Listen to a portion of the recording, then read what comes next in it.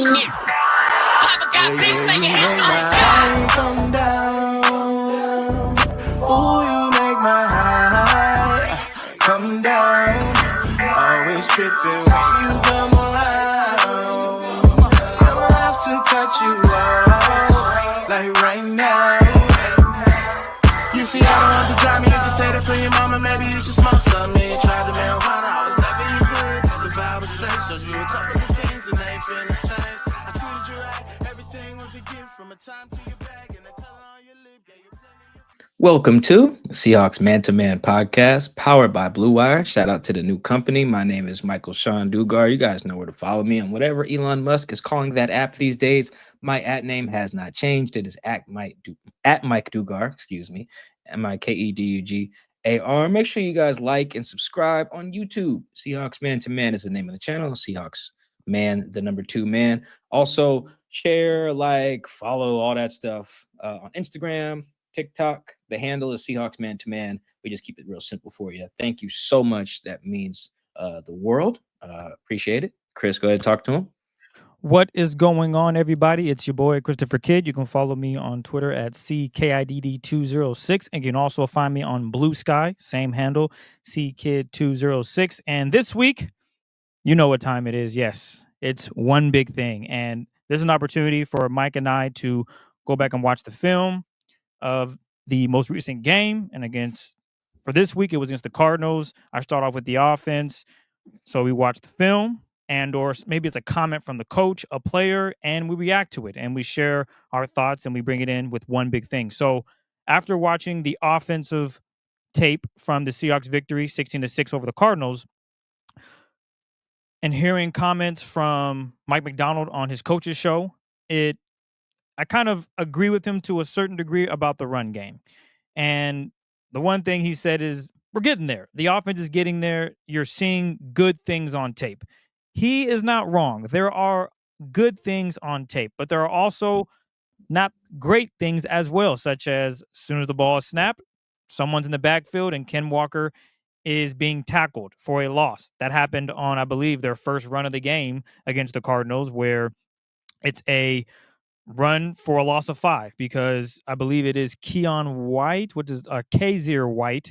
Kaiser White, yeah. Kaiser White just knifes through, unblocked, and gets a tackle for a loss of 5 yards. Those are things where you say, yeah, I'm not sure it's getting better because guess what? You've seen that throughout the season. But one aspect that I don't think I have talked about, maybe Mike has talked about in the past few weeks, but I know I haven't, clean. How clean have they played? And I'll be honest, penalty-wise, they've actually improved quite a bit offensively. Now, obviously, they've had, I'll be honest, there's been a couple of games where they just got in their own way. And it's with the holding, it's with the false start. Those can really just derail your offense. Hell, JSN had a false start on Sunday against the Cardinals. But when you go back and you look at that game against the Cardinals, they only had 3 offensive penalties. It wasn't, oh my gosh, there was a holding here on an outside run. Oh my goodness, there was a false start here outside of the one with JSN. They are playing much better in that aspect. And I think it's going to get to a point where they continue to play clean football, 3 penalties or less. If you erase the JSN hold or false start, you're down to 2, right? And then you have an illegal shift. That is also a penalty. So if you erase some of these, this team is playing some clean football. Now you're just wanting to focus on winning their blocks. And there are a couple of plays in the game against the Cardinals where, wow, if Olu is able to get hands on a linebacker. Now, I know this ain't easy. It's never easy asking your fat men to get upfield and block downfield. It's not easy. That's why the Lions are really good at it, because they got a bunch of studs on their offensive line that can move and get upfield and create space. And that's not easy. But I think the Seahawks have the capability of doing so. It's now about putting it together in steps and finding some consistency. So if they can find some consistency running the football, I think Sunday against the Jets, there might be some success. And also another thing that we talked about on our podcast, the post-game show, the T word, trust. There are a couple of times when watching the film, I was watching Ken Walker just not trusting where the run is supposed to go. If you have your guards and tackles pulling one way and you're a little jittery, he won't hit the hole. He didn't do that. He didn't hit the hole and attack it and get a positive run. Meanwhile, Zach Charbonnet, he got that same exact concept running the football while he's running it to his left, and he trusted, and he's able to run for, I want to say, 7 or 8 yards. Obviously, you want to hit a home run on every play. He got But that's 12 on that. That was a big time run. Excuse me. He got 12 on that run. Thank you, Mike, for backing me up there. But I say all that to say that I think it's going to happen. I'm seeing enough of positivity with the run that, okay, you know what? I think it can happen. I really do see the possibility of this team having some success running the football, and it'll be interesting to see how they continue to do it. But hell, on Ken Walker's longest run for 14 yards, they went heavy. If I'm not mistaken, they go with technically 3 tight ends. They bring in Sundell, who is a tackle. They bring him in as an eligible tight end to make it work, and he is pulling across the line of scrimmage, and Ken Walker gets 14 yards. And I'm not going to lie. Ken Walker is one of those dudes that I'm surprised he didn't break that tackle. But it was a great tackle by a defender, got him by the leg, brought him down, because if not, that was a touchdown. And that was a run that was well blocked. Okay, everyone got a hat on hat, and Ken just had to make one dude miss, and he did on that play. But that shows that, okay, they're finding something with their personnel, using more tight ends, bringing in Sundell and using him as a pulling tackle tight end in the situation where he is going to take on a linebacker and or safety. And I have confidence that they can get it done on Sunday, because they have put on some decent film with that offensive room. And it's really about consistency and can they do it moving forward. They've erased some of the penalties that we've seen from the holding, and hell, I know that has a lot to do with Abe Lucas coming back. That is an anchor on this offensive line. That is someone, as Mike has mentioned, he thinks he's the best run blocker on the team. Is that correct still, Mike? You still think he's one of the best run blockers on the team? Who, Abe?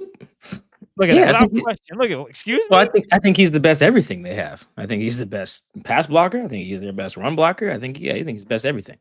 So when you put him back into the lineup, that just elevates everybody else's game, because they look at and see the standard. Oh my goodness, Abe's back. I can't let Abe down. I got to do my job.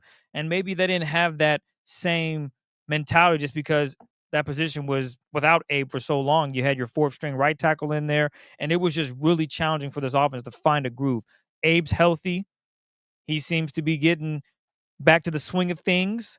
Ken Walker's still looking for a game where he can have a breakout. Fancy reasons. I need that. Please help me. But outside of that, I think there are some good things on tape, and I was able to see that. I see where Mike Macdonald's going with it. There are still some minor mistakes, as I mentioned. You got Olu just not making a block. He's missing guys out there, but that's a tough task. But with more repetition, more opportunity, I think he'll get comfortable with doing that and climbing up to the second level and making those key blocks and springing Ken Walker or Zach Charbonnet for a big gain. So after watching the film, again, my one big thing has been the Seattle offense run attack. And if anything, you're going to have to see some creativity. Ryan Grubb getting that creative bag. I know Spoon has talked about Mike Macdonald getting in his creative bag and allowing dudes to do what they want defensively in their scheme, sending blitzes, pressures, however you want to look at it. Ryan Grubb, get the run game going and get in your bag and let this offense get rolling. I was very, as you guys know, we don't discuss our one big things much before we record. I mean, not like I just turn on the thing and then I just find out that moment. But I usually don't realize it. We don't map it out. I should say is what I'm trying to say. And I bring that up to say I'm very surprised, Chris, you took that because that is a very positive outlook on their run game. I see the vision, Mike. Is it? I'm not gonna lie, it's not pretty, because there are times where I'm like, damn. This is not, but I understand what the vision is. I can see that, hey, if such and such just does this this just gets a hand on buddy, we're looking at 6 yards. When you just whiff, I mean, my goodness, you see what happens. The first run play, Ken Walker loses 5 yards because nobody touches him. It's something small, but something so important that needs to be done. I believe I mentioned this earlier on in the season, but after watching the film, okay, Mike, I see not Mike Dugar, Mike Macdonald. I see where you're going with it, man. And it's a big ask, but I do believe having Abe Lucas back, I think that is going to generate more confidence in this offensive line. And again, creative wise, Ryan Grubb's going to have to, I think, keep doing that. Maybe bringing in an extra tackle and reporting him eligible and Sundell or whoever it may be, and using him to that using Jalen as another blocker downfield just to get this run game more big bodies to move the fronts. Yeah, Godspeed with that. I'm glad you are the optimistic one there. I am totally not. Mostly just because what you're talking about is like if guys were better, they'd be better. Which yes, that's true. But we're in week 13, so no, seriously, we just have and we've already hit the bye week. If we hadn't hit the bye week, then I'd be like, all right, you guys came out of the bye week just as bad at running the ball before. But you're right. There was some good on tape. There was some good. So I'm glad you're optimistic though. Yeah, because I was watching. I was like, yeah, it's not. I give you guys a peek behind the curtain. Chris mentioned what his one big thing was. He said the run game. I texted back. I said the offense or the defense? Because I was like, if he's talking about the defense, I was like, oh, that's great. It was great. And I was like, okay, let's see where he goes with the offense. So I don't disagree or anything. I was just like, oh, good for you. That was good. That's because when Mike Macdonald said that on Monday, I was standing there and was like, he's like, there's some good stuff on tape. And I was just like, I mean, yeah. And we're asking about the bad stuff. No, not mostly focused on him. Like just like, yeah, but what about all the bad? Yeah, like Mike, I'm not gonna lie. When I was sitting down after watching the film, I said, "Damn, this is gonna be my toughest one big thing." We're gonna do it just because I understand where Mike's going with it, and it's crazy to say because yeah, Mike, they are 13 weeks in. The bye week has happened. They come out against Arizona. Ken don't have a good day on the ground. Doesn't even get a rushing touchdown. He has 12 carries for 41 yards. And then to say, but there's a good thing on tape. And when I went back and watched it, there were 4 plays that I could just rerun you and say, A, B, C, D. That could be Ken getting 100 yards right there. It's really that simple. You're right. Yeah, they are like a block away from a big one every once in a while. You know what I do think is, you know what they need, Chris? No, real quick, to your point that you made on the show, on the postgame show, Ken just got to trust it because there were 2 plays in which Ken just did his own thing and it resulted in going backwards or no gain. So that's another thing as well. But go ahead.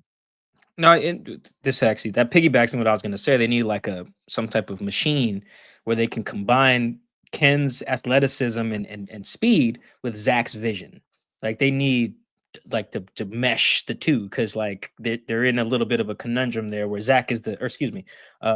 Ken is the superior athlete and talent with the home run speed, but Zach has far better vision, and is better at hitting runs as designed. So it's like you want to put Ken in because he's better, but you want to also get Zach in there because he's better at, like you said, he got the same run play as Ken, saw it better, hit it for an explosive, So I'm sure Grubb wishes he could just mesh the 2 guys together because then he'd have he'd have Saquon Barkley, I guess, if he did that, because that's the point there. Or he'd have Chris Carson minus the home run speed, I guess, is what he would have there. Chris had really good vision for a running back. Carson, Chris also has decent vision, but he wears Shut up, man. Move on. Sorry. Okay, sorry. My one big thing this week is Coby Bryant.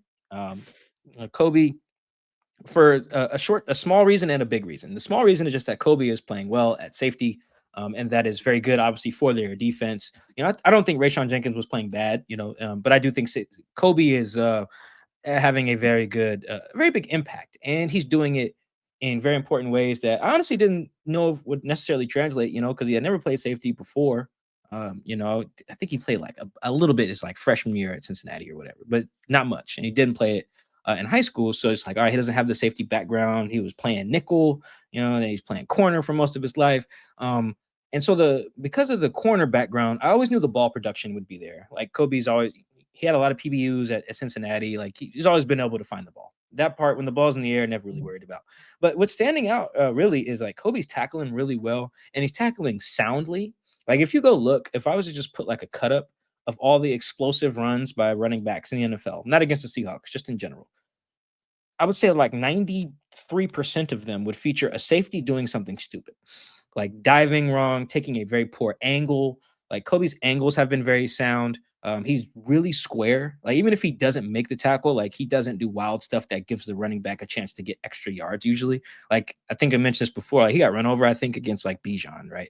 But it's like he got low, squared up, tried to use same shoulder, same leg, like to make the tackle. Everything they teach you just didn't work out. That's not something like I guarantee the coaches ain't yelling at a guy for that. They would yell more at like Rayshawn taking a bad angle on the Isaac Girendo run for 76 yards. You know, so like Kobe hasn't had those type of whiffs. So I think he's just playing sound ball. I think that's really, really notable because we just didn't know. You could always know, okay, we put him at deep safety. He'll attack the ball.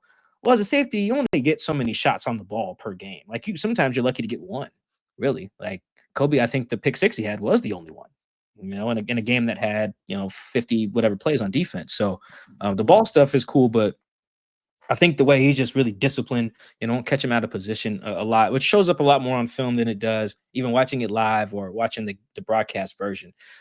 So I think it's just really standing out. Pick six aside, just watching him, like his pick six, I put it this way, is a product of him just doing the right things. Like very similar to Spoon. I always felt Spoon was going to have big games, mentioned on the podcast before. Like I just knew Spoon was going to have games where he put up numbers or just had hot splash plays because he kept doing the right things.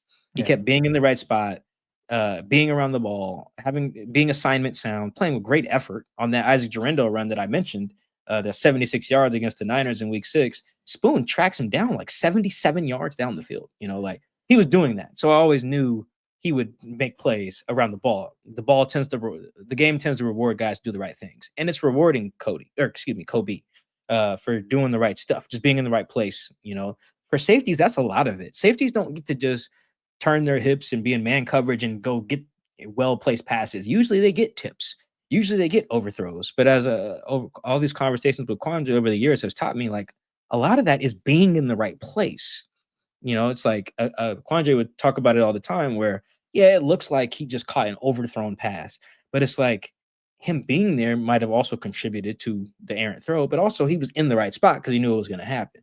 That's how he was able to be such a good ball hawk for all those years. And Kobe is showing a lot of that. The interceptions are a part of that. Yes, he has 2 in 5 games, but just he's in the right spots. And that's why you don't see the Seahawks allow a ton of explosives lately. And the ones that they do, you don't really see Kobe involved much. And Kobe being able to do that has allowed Julian, who's like a decent deep safety guy, did a little bit of it last year, almost had a really good interception on Sunday against Arizona. He's decent at it, but he's, I think, much better near the line of scrimmage, which is where he was playing with the Giants in the last year. And the year that basically got him paid by the Seahawks, as a free agent, he was playing very close to the line. He was doing some deep safety stuff, but was much more comfortable near the action because he too is a good tackler. I think he had multiple PBUs in the game against Arizona as they played Kobe at deep safety more. So as I watch more film, Kobe has definitely stood out for just doing the right things, being in the right places, doing the fundamental stuff that is required to play that position, because you can't afford to take a lot of chances. You can't just be diving at dudes' ankles recklessly when you're the last line of defense. You can't go for kill shots a lot of the time when you're the last line of defense. Sometimes you just got to square up and either slow the guy down or get the guy on the ground and until the troops can rally around you. And Kobe has done a good job of that. That is the the narrow focus version of why Kobe is my one big thing. Chris, the second part of it, though, is Mike Macdonald was hired for a lot of reasons, but one of them was that he can elevate talent. That was the thought. There were so many guys in that Ravens defense who just played their best ball under Mike Macdonald, whether it's Brandon Stevens, who's now struggling with the Ravens, Geno Stone, who had a bunch of interceptions last year at safety. I think he was a late round or undrafted guy, had like 7 interceptions last year or something. Matabuke had a few sacks through his first few years, and all of a sudden he's like an all-pro level defensive tackle, right? Kyle Van Noy had a great year. Clowney came back from the dead. There were all these guys that were just playing their best ball, Patrick Queen, under Mike Macdonald. So the thought for the Seahawks, in part, was like, oh, okay, he'll obviously elevate our good guys, Leonard, Spoon, whatever. But then he'll take our like mid-level guys, for lack of a better term, and he'll get the most out of them as well. That's what they were thinking in part when they hired Mike Macdonald. And it was a little slow to start the year for a while there. But Chris, I think Kobe is a good example of that. Like, he is probably the best example on defense of Mike Macdonald. I'm giving him only so much credit, I guess, for Kobe's play. But like, I do think there's some correlation there. In addition to having Carl Scott, is all right. Now look, Coby playing the best ball of his career, at a spot he hadn't really played much before. Even last year, he didn't play much safety. So I think that's been very noticeable, something I'm tracking. It's like a 5-game sample, so not massive, which is why I'm saying it at the end of this segment. But I do think that's important too, because that's why they brought in Mike. It was to get the most out of Spoons and Leonard's and Chenna's. Yes, even Jay Love's, but it was really, really to get the most out of the D Halls, get the most out of the Josh Jobs, which is another one, to get the most out of out of Coby Bryant's or Ray Sean's, like guys we didn't think. I mean, you're supposed to do it too with like Tyrell Dotson and Baker, but superpowers only stretched so far. But I think Coby has been maybe that best example so far, and I think that's important because he's gonna have to do that. You can't he's not just gonna get 9 blue chip defenders and they're all gonna play at Pro Bowl levels. He's gonna have to take some dudes who are not perceived to be like that because of their draft status, contract, or whatever, and help them start playing like that. Because that's why he was hired. That is a part of the thought process in bringing him on. That was a big deal with him in Baltimore that he was able to do that. And right now we're seeing that. When Coby, I think, is the best example of that. And the pick six just punctuated it. It was already happening, but the pick six really punctuated what we had a part of Mike Macdonald's game that we're starting to see in the last few weeks is, okay, guys who have been fine are now looking like, oh, damn, we can't take them off the field. Like I tweeted Rayshon Jenkins coming back from IR. Everybody's like, for what? And I'm like, well, I'm just reporting the news, but that just speaks to how what Coby has been able to do. And I think that you can tie that to Mike Macdonald. There are certain things that you want to see from a head coach when they get hired, like for the Dolphins, I would imagine it was great that when they hired this guy who's supposed to be this offensive mind and they were scoring 30 points a week. It's like, okay, you're doing what we hired you for. Well, you got to figure out the defensive side of the ball, but that's the other part of why we hired you. We hired you because we need our offense to be good. Same thing with Kyle Shanahan showed up in the 49ers. Same thing with Sean McVay when he gets hired with the Rams. Like, you guys are these offensive dudes. We'll fix our offense. We're about to talk to Zack Rosenblatt, who covers the Jets for The Athletic, in the back end of the show here. They hired Robert Saleh in large part. Hey, man, we want an elite defense, just like you had in the Niners. Well, what did Robert do when he got there? The defense was elite. What happens when they fired him? The defense sucked, which we'll talk about. But so Mike Macdonald kind of falls into that. It's like, we hire you to do a thing. We hire you to run the whole thing, but your specialty really needs to be special. Whether it's Raheem Morris with the Falcons, whose defense sucks, or like Dan Quinn with the Commanders, whose defense is really good now. Like, you really want your head coach to, the thing that you brought in to be a superpower, you want that to show up. And it's starting to. And I say it fully has, but it's starting to. And I think Coby is a lens into how that is shown up. Like, you take a guy who's been decent, but now he's like, oh, shoot, that dude's a baller, yo. Like, we was getting questions last pod, Chris, about where they should extend him and stuff for like making the full-time safety stuff we've never gotten about Coby before, So I think that's a testament to Coby, obviously. And then the head coach who's defensive mind, getting the most out of a dude like that, holding guys accountable in that DB room, retaining Carl Scott, their DB coach. I think that was important too. So that is why Coby is my one big thing. Not only because he was playing well, playing sound ball, which is huge, because that was not the case for the safety position there for about 2 months. It was not. Now it is. And then the other part is he might be a window into seeing what the Seahawks are hoping to see from Mike Macdonald when they hired him. Elevate our, again, mid-level. I don't like that term. I just can't think of something better. But elevate our others, like Shaq likes to say on the NBA. Can you elevate our others? And right now, we're seeing some examples of that. Again, Josh Jobe is another one. Coby is probably the best example, though. And so that is my one big thing. Coby Bryant, keep doing your thing. Happy he's getting some shine, but also hat tip there to Mike Macdonald for, among other things. And he's doing a bunch of other things that show why he was hired, but that one in particular has always been interesting to me because I always thought that's kind of a stretch, but whatever. But it seems to be working, so good for him. That's my one big thing for the week. Well, there you have it. One big thing. We appreciate you guys tuning in. And as Mike mentioned, we're going to chat with the Athletic Zack Rosenblatt, who covers the Jets for the Athletic. Oh, there's a lot to get to. Aaron Rodgers. Yes. So you guys are going to hear a bunch about the Seahawks and Jets matchup. And he's going to pick winner and loser and, of course, over-under. So we appreciate all the love and support. We will catch you guys again, as Mike mentioned, later on in the week as we will come back with our standout plays of the week. Do not be stunned if Mike takes Coby Bryant because he had a good game.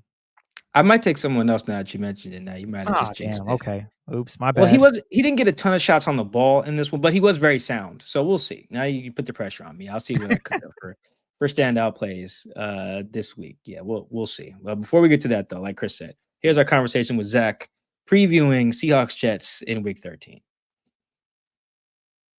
All right. This is the portion of the show where we bring a guest on to talk about the Seahawks' upcoming opponent, to preview Seahawks Jets.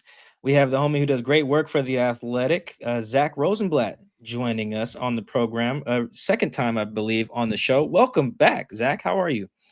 I'm good, man. A lot's changed since the last time the Jets and Seahawks played in 22. That was when the Jets had playoff hopes. Mike White was coming back from his rib injury. Like they needed to win that game, and then you guys killed them. So Oh man, Zach, you spoiled it. I was gonna see if Chris knew who the quarterback was in the my last bad. game.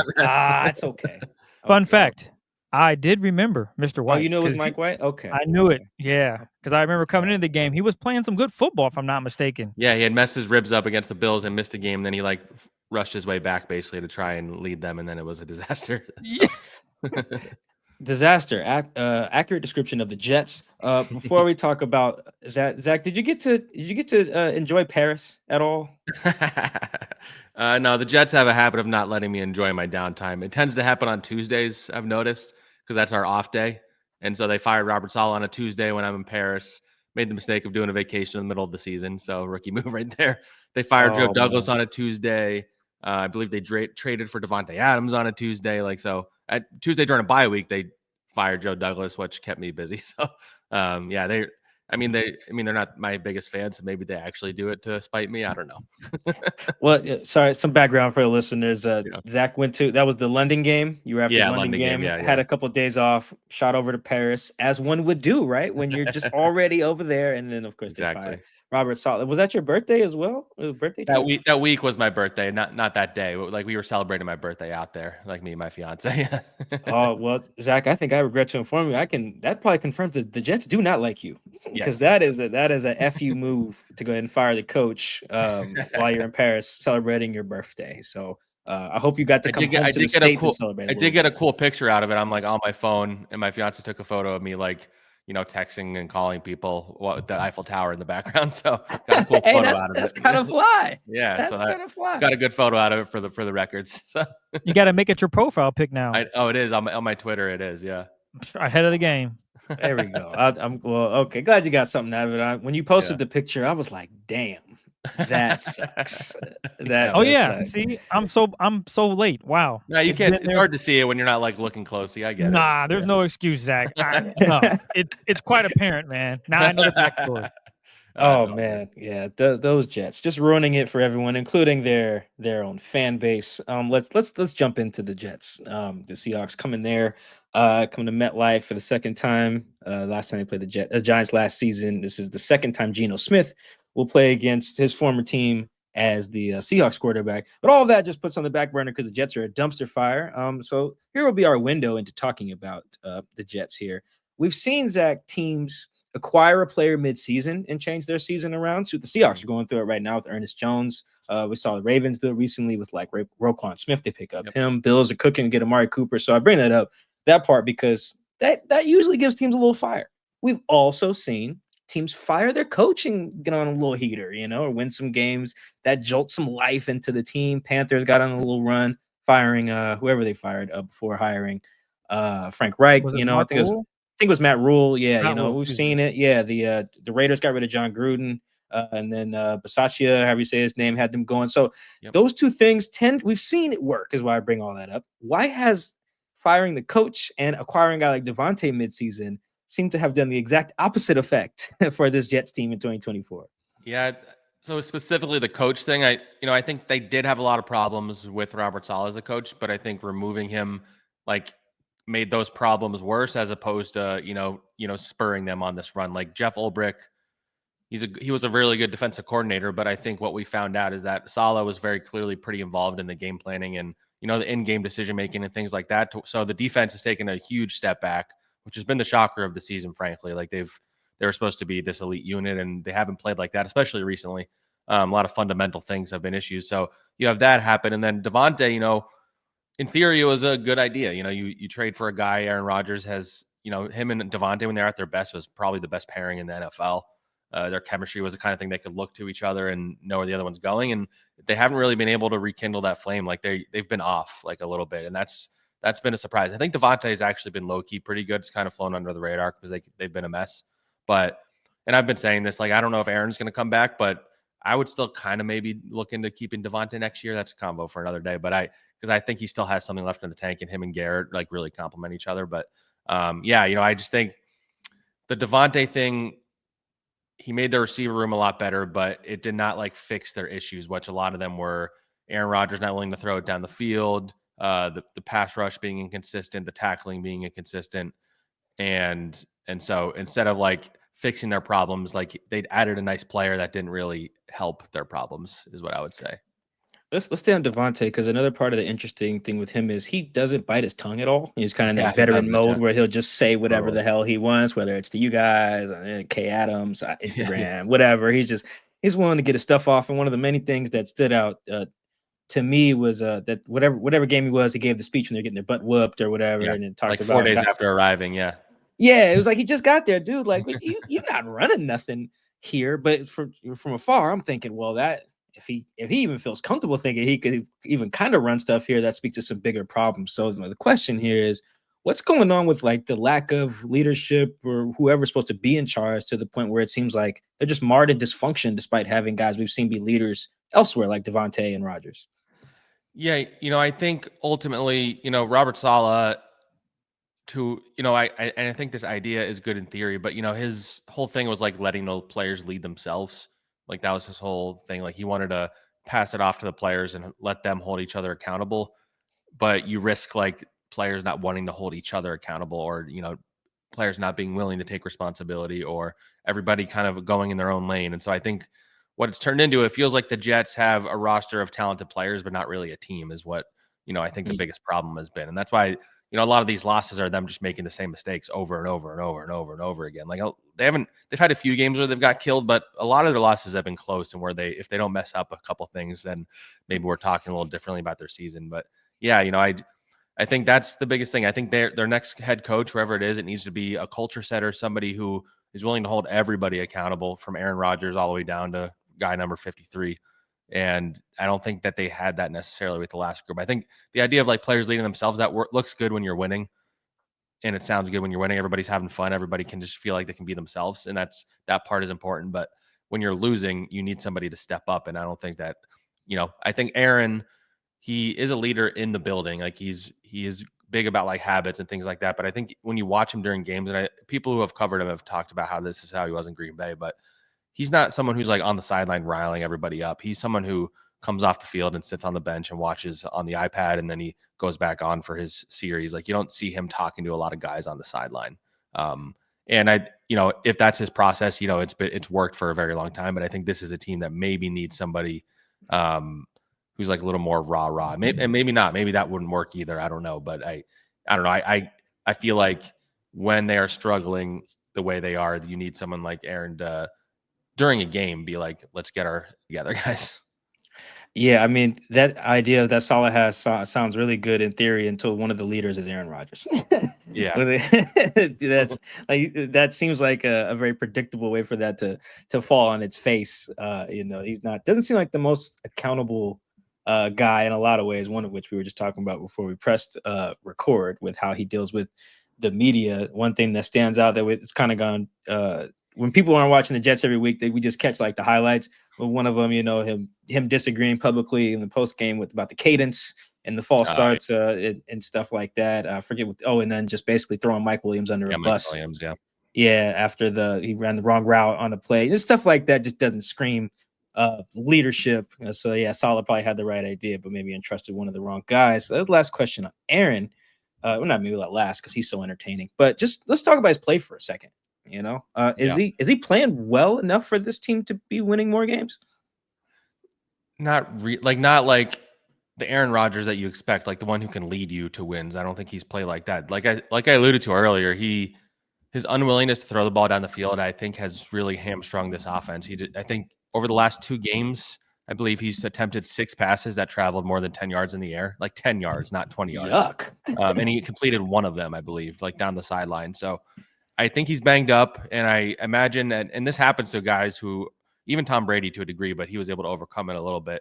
Like as they get older, they're a little less willing to take those hits, and so they're trying to avoid it. He's getting rid of the ball quickly, and that can be effective, but it's limited their offense. I think their offensive line has actually been better than maybe people would think, because they assume the Jets' offensive line is bad, and maybe there's some times where they need to hold their blocks longer. But I think generally Aaron has held back this offense. I really do think that, just because they're not a threat to take the ball down the field. And, the excuses he's made for that have been the offensive line needs to hold their blocks longer. And then the most recent game, he said they were throwing a lot of too high looks, and you have to be patient and wait for those looks to come. And so I think they need to open up their passing game, whether that's, this week against Seattle or just in general. But I don't think he's been particularly good recently.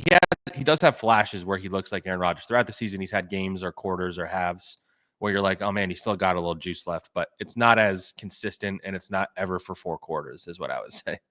When you look at this team in the totality, what exactly are they good at? When you go back and watch film, do you say this is their strength? Use this more, whether it's offense or defense? Man, that's a good question. It's hard because I'm just thinking about the recent games where it doesn't feel like they have a lot going for them. But I do think they have the ability to be an explosive offense, because Breece Hall can make plays after the catch. Garrett Wilson can make plays after the catch. Even Davante Adams has been pretty good after the catch. Like, they have guys that can make plays. And so, like, that's why, like I said, a lot of their losses have been close. So they're just like a few plays here and there that don't go through from like being for this record being a lot different than it is. And whether that's even like they're 5-6 instead of 3-8 or whatever it is. But and then on defense, like, I do think their passing defense is better than people think, because Sauce has gotten a lot of flack this year, and I'm sure we're going to get into him, so I won't touch on that too much. But I think their corners are good generally, and their passing defense has been pretty good. They give up more big plays than they have in the past, but I think their corners still do a pretty good job of stopping these receivers. Sticking with the defense, Will McDonald, he might be the one guy outside of Quinnen Williams and Sauce. He might be another dude that is just, I looked up his stats. I'm like, wow, this dude is, I know this team's not good right now, but wow, if he wants to go anywhere else when his contract's up, I'm sure a team will pay handsomely for him. Right now, he has generated a team high 19% pressure rate and 3.7% sack rate this season, both ranking 4th highest among edge rushers in the NFL with a minimum of 150 pass rushers. What makes him such an issue for offense? Is it his speed, strength, combination of the two? I wouldn't say it's strength. He has really good athleticism and length, and he has his signature is this spin move. He studied a lot of like Max Crosby film. That's kind of Max Crosby's signature. And so that spin move can be very effective. I think he does still need to like bulk up and get stronger and get better in the run game. But as a pass rusher, he's taken leaps, because they didn't go into this year planning on him playing as much as he has, because they had Jermaine Johnson, and they were in theory going to have Hassan Reddick from week 1. Hassan Reddick holds out. Jermaine Johnson tears his Achilles in week 2. All of a sudden, you're leaning on Will McDonald to play most of the game, and he was on a roll. He was on a little tear there for a little bit. Then when Hassan Reddick came back, I don't think he has a sack since Hassan came back, actually, which I actually thought it would be the opposite, where there'd be less attention on him. But yeah, he's been a pleasant surprise. Like, Jets fans were very down on that pick when it happened. They wanted a receiver. They wanted the Seahawks receiver that they got from Ohio State, Jackson Smith, JSN. Yeah, they wanted him. They wanted Zay Flowers. They wanted these other receivers who went after Will McDonald, because at the time they didn't need defensive end. So it was a heavily criticized pick. But this year, Will's turned it around, and I think everybody can see that even if he just winds up being a pass rusher purely for his career, like, he can have a long career doing that. Sticking with the defense, the Jets defense is holding opponents at the crib to 15 points per game. The Seahawks offense, it's one-dimensional. I'll tell you now. They cannot run the football at all. It's unfortunate, but there have been signs that, okay, maybe it's going to turn the corner. Do you have confidence in that secondary it's challenging because they got DK and JSN, as you mentioned. He's been playing his best football. He's leading the team in receptions. And then obviously Geno Smith, he's throwing a pick every game, but he's also been really, really good in certain levels. Are you confident that the Jets defense, which has been up and down for the most part, can they find some consistency on Sunday against the Seahawks offense, which is one-dimensional? I wouldn't say confident unless they come out of this bye week with high energy, but tackling's been an issue in their run defense. To your original point about how the Seahawks run game has been inconsistent, the Jets run defense has been their biggest weakness this season. I think they had 20 missed tackles against the Cardinals, and that was mostly in the passing game. Like I thought the Cardinals were going to run it down their throat, but they were actually throwing it a lot on them. But so Kenneth Walker, he's a guy that can break a lot of tackles in theory. So I have concerns about that. And again, like Sauce has been a little more beatable this season, and Geno's going to take his shots. And there's been a lot of communication errors on the back end, the safeties and things like that. DJ Reed's had a really, really good year. But the Jets have 2 interceptions the entire season, and they both are from one player, and neither of them are named DJ Reed or Sauce Gardner. So, wow. They have had a hard time forcing turnovers. And, I know Geno is prone to making mistakes like that. So if they're ever going to have their get right game with that, maybe it's this week. And I do believe in this group. I think they have a lot of talent on the back end. I don't believe in their run defense because their D-line doesn't really get off blocks enough, but I do think their defense can play well against Seattle. I just will need to believe it when I see it kind of thing, how they come out of this bye, especially, the Jets have basically announced that they're starting their GM and coach search already in the middle of the season, which is really a sign that they're have given up on anything this year. So seeing how the players respond to that is going to be interesting. Oh my God, that was some encouraging stuff from a Seahawks perspective. Boy, that sounds like a bad defense. 2 picks? Who has the 2 picks? Brandon Eccles. He got both of them when he checked in for somebody who was out for a couple plays with an injury, basically. Yeah. So wait, is he currently in the lineup right now? He's their backup DJ and no Sauce, so he's not in the lineup right now. No. Oh my God. Yeah. Oh boy. That is rough. And it also kind of segues into something I was curious about. I've been curious about, but you mentioned it earlier in the show, is they promoted the defensive coordinator to be the interim, and their defense got worse. In what areas are you seeing them specifically missing Robert Saleh? Or was that the problem? Or just what's going on with Brick and his defense since he's been promoted?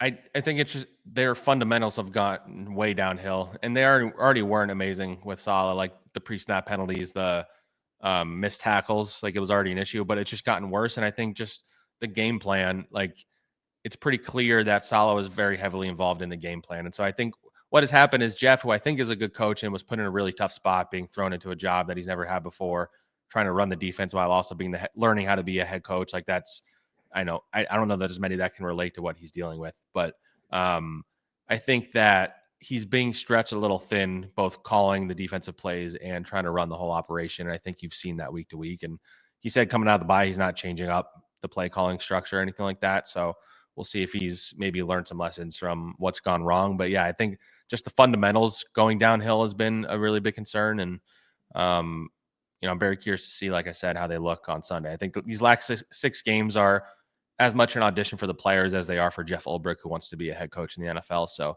he's going to be highly motivated to get some wins here. And I'm curious to see if the defense responds. And that's it feels relevant. Actually, not feels. It is relevant for the Seahawks because they have a first-year coordinator in Ryan Grubb, who comes from college, and his game plans have kind of been whatever. But he's come off as a guy who's definitely still learning the job. Never really been an NFL coach at any level, let alone an OC. And I bring that up so our listeners can maybe get a preview there of this is perhaps, I don't want to just crap on Ulbrich, but maybe perhaps Grubb's best advantage of the season in terms of a guy who's maybe spread thin, had some game plan issues, because they could really use a jolt of life on offense. I don't think Christmas last time they scored 20 points. The Falcons game in week 7. Oh, man. Yeah, above 20 points. Sorry. Yeah, I think it's been a little I'll bit. double check it, but I think you're right.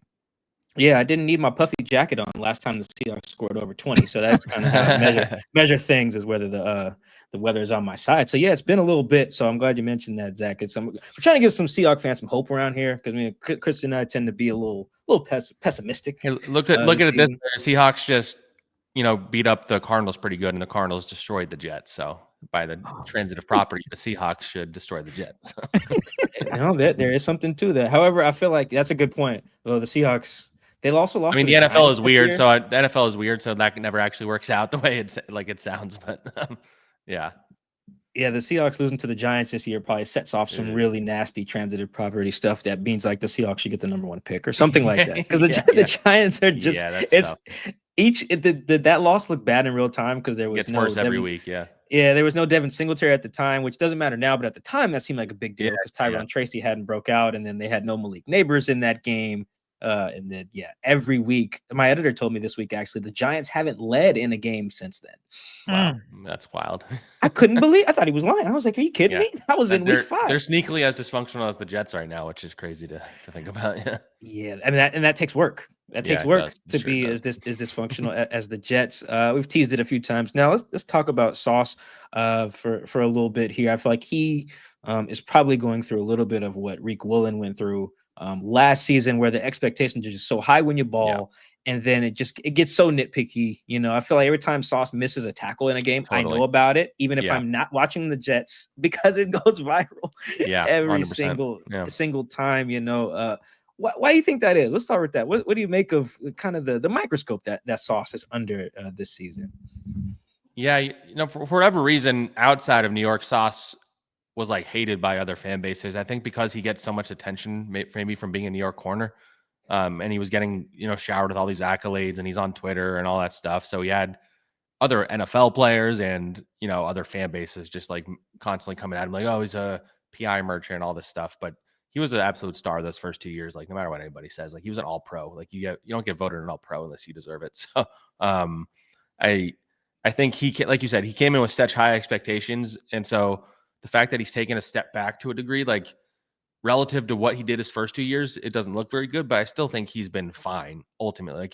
Like you said, it's the moments that get highlighted look really bad, like the missed tackle he had against the Cardinals against Trey McBride, where he had him wrapped up and basically just got tossed aside and got a first down. That was basically a turning point in the game. And he had a play a couple weeks ago where the safety was supposed to help and he didn't, and so it looked like Sauce got burned. And then Sauce is like kind of literally pointing his finger at the safety for messing up.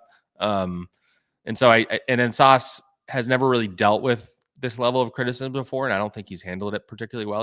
He went off social media for a little bit, then he came back on to start responding to tweets, and then he admitted that he shouldn't have done that.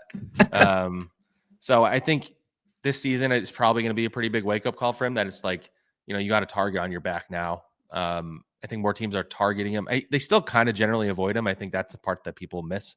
Like if you go and look at his the amount of targets he gets, it's still pretty low relative to like a lot of the top corners, and he mostly holds his own. It's just like the tackling has been really, really bad. And he's given up more big plays than he usually does. So it looks like he looks like he's having a bad year. I don't think he's having a bad year. I just don't think he's having a great year anymore. And he doesn't get interceptions. He hasn't had interceptions since his rookie year. True. Like that's definitely an issue. And I think I honestly wonder if there's a part of him that's pressing and trying to get an interception so badly that it's impacting some of the stuff that he does. But yeah, I still think long term he's a star corner in the league, and it's just all relative to expectations, and the expectations are raised when you're in New York ultimately. Chris, that sounded almost exactly like Reek last year. The tackling, the big plays, the pit. I don't know how many picks Reek had last year. It's almost damn near verbatim. It's kind of spooky. I was actually going to say similar to Spoon, but he has now turned that corner, because the first couple of weeks Spoon was just, I know he's a Tasmanian devil and he plays with aggression, but he was missing a lot of tackles. He wasn't getting beat too many times, but you can just see he wasn't having the same impact that he was his rookie season.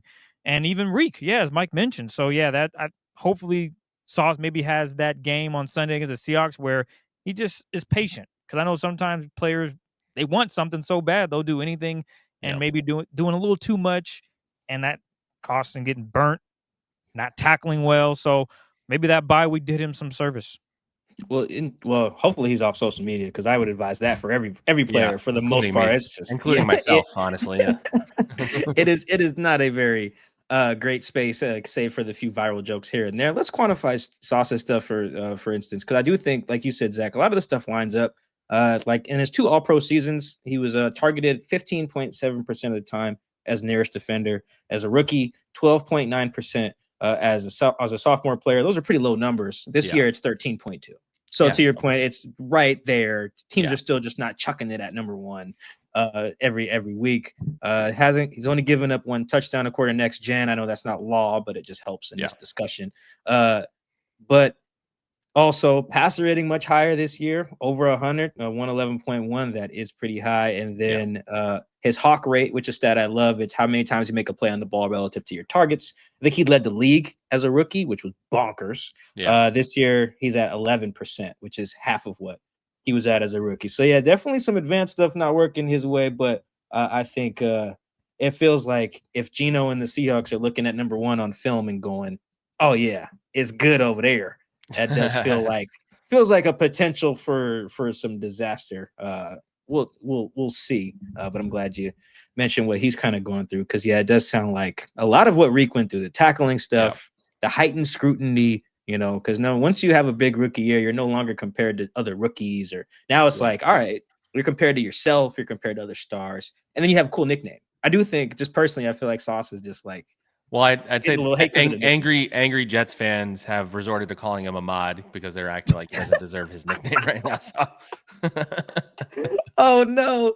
Yeah, they stripped him of the nickname. If you tweet about him missing a tackle in a game, he's like, it's Ahmad Garnder, not Sauce. Oh, that is tough. Yeah, oh man, that's unfortunate. I get it though. I mean, that's the NFL fandom is these people are rough, man. They're rough on social media. They're rough in person. I mean, I can't imagine being a Jets player walking down the street on the subway or whatever the hell. People are probably brutal, man. Oh, it's just it's awful. But then when you're winning, I'm sure it's probably great. Totally, yeah. The opposite. It's like better than anywhere, probably. Honestly, when they're winning, the Jets just don't. Before we get to the game prediction? How long has it been since the playoffs? 2010. Yeah, it'll be 14 years when they miss it this year. So, yeah, longest in the 4 major professional sports. Wow. Woo! Oh, that's right, because the Mariners made the playoffs. The Sabres are the other ones. Because their season always ends after, so they tie them eventually. But right now, the Jets will be ahead after the season's over. Damn. Oh, that is brutal. That is brutal. This could be a get right game. It's either going to be a get right game for the Jets or the second worst loss of Mike Macdonald's tenure, maybe the worst. If they go down. With that said, let's get in prediction time. Zach, are you ready, sir? Yeah, let's do it.